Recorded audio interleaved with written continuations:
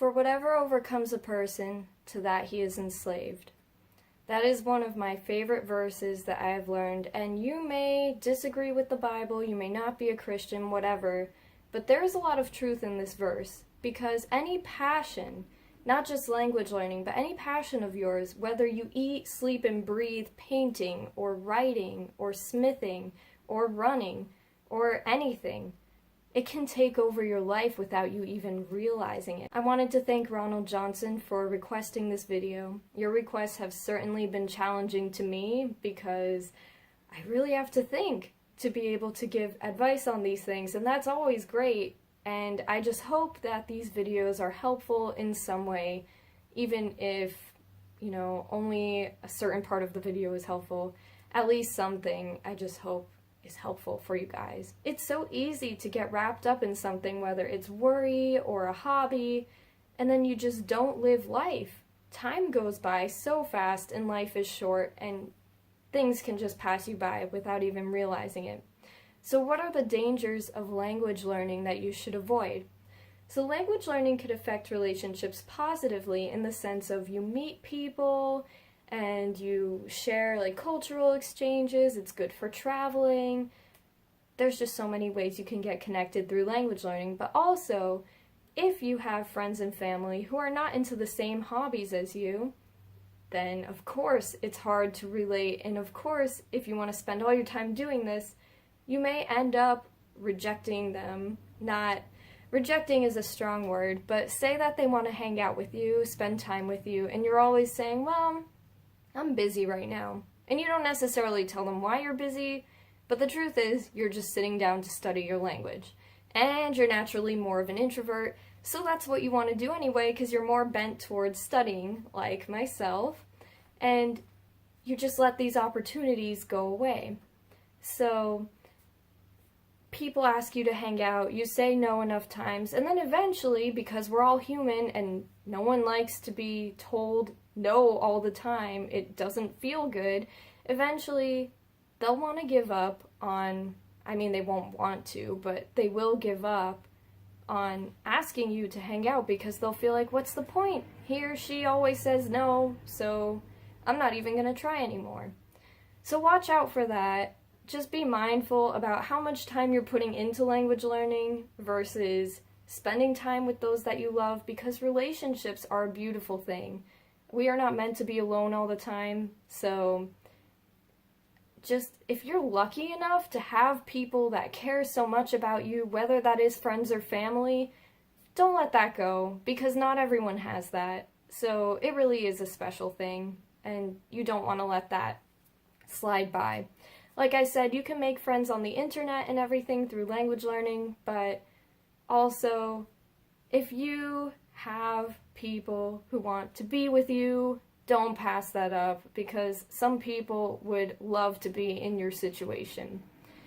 So another thing is that you can overstudy. I have had videos on this before, but there is a such thing as too much studying, too much of a good thing. Your brain gets exhausted, you feel tired, you don't feel like doing anything, and then of course when you're tired, you may be more irritable. And I have seen this in my life personally when I study too much. So, say I've gone to school, had a long semester, and then I go home and I'm like, yeah, I can't wait to study languages, and I don't truly give myself a break. Of course, you need to balance between taking a break, your hobbies, and school. That's a whole different subject. But if you don't properly balance things in your life, you'll end up irritated, unmotivated. If you study too much, you won't even want to continue studying because you'll feel like, man, I haven't taken a break. So build those into your life as well. There are plenty of dangers, just as plenty of positives in learning languages if you let it become the leader of your life.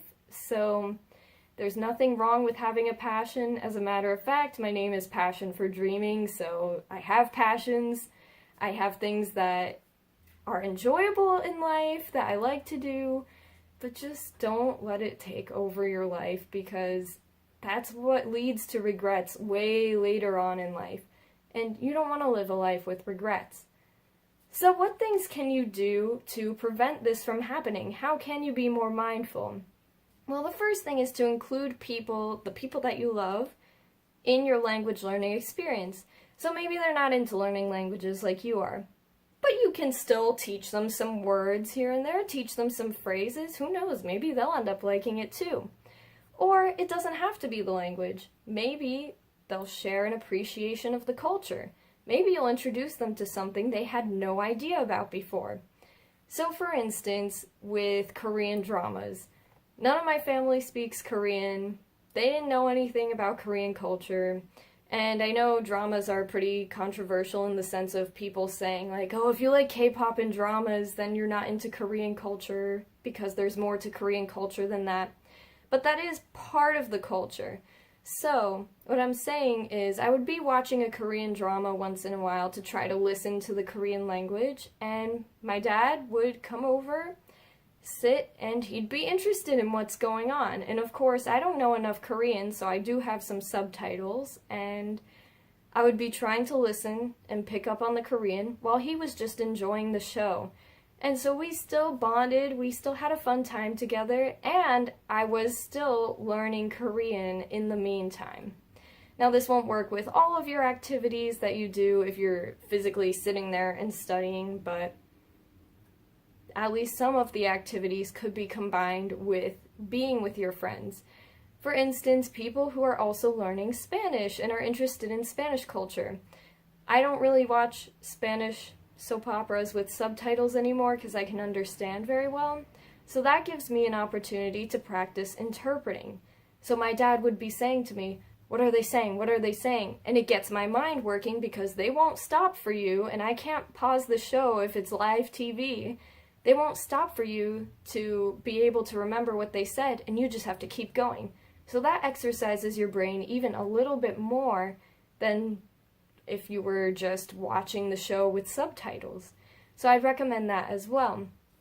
Also, something you could do is set a schedule.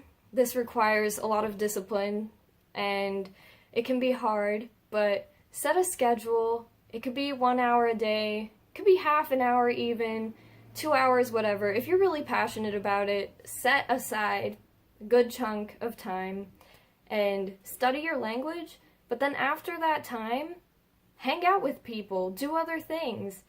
Having a schedule is more helpful, I think, with being able to balance things, because you still feel like you studied that day, but that's not all you're doing that day. You're not getting lost in it because you have a schedule. Even go as far as setting an alarm clock after your scheduled time.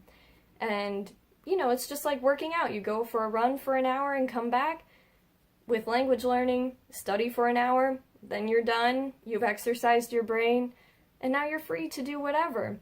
Now, of course, if you really like it, that's a little bit different. It can be hard to be, what is the word I want to use? You know, sometimes I forget how to speak English, but sometimes it's hard to discipline yourself. That's what I wanted to say. But it's all about time management, and it's not an easy thing, but with time it does get easier, especially if you get into a routine. Also, if you know people's schedules, maybe you don't need to set up a specific time, but rather, if they're busy and you know the person that you want to be with, or whoever wants to be with you, is going to be busy, study during that time so that when they're free, you can spend time with them. Now, I've written a blog post on this topic, but not referring to language learning, but it does apply to this too. If you know that they're going to be in school and you're not during this time, like they have a class and you don't, study during that time. Or if you're an early riser and they're not, study in the morning. Don't waste that morning. Just study, get that done, and then you can spend time with them afterwards. You don't have to feel like, well, I haven't studied today, my fluency will go down if I hang out with this person, because I know I always get paranoid like that too. But really, if you have a set routine, you don't have to feel bad. You can feel better because you did study at least a little bit. So those are my tips, and I hope that they were at least a little bit helpful, because this is a challenging topic and it was really difficult to tackle. It required a lot of thought, and I really appreciate that.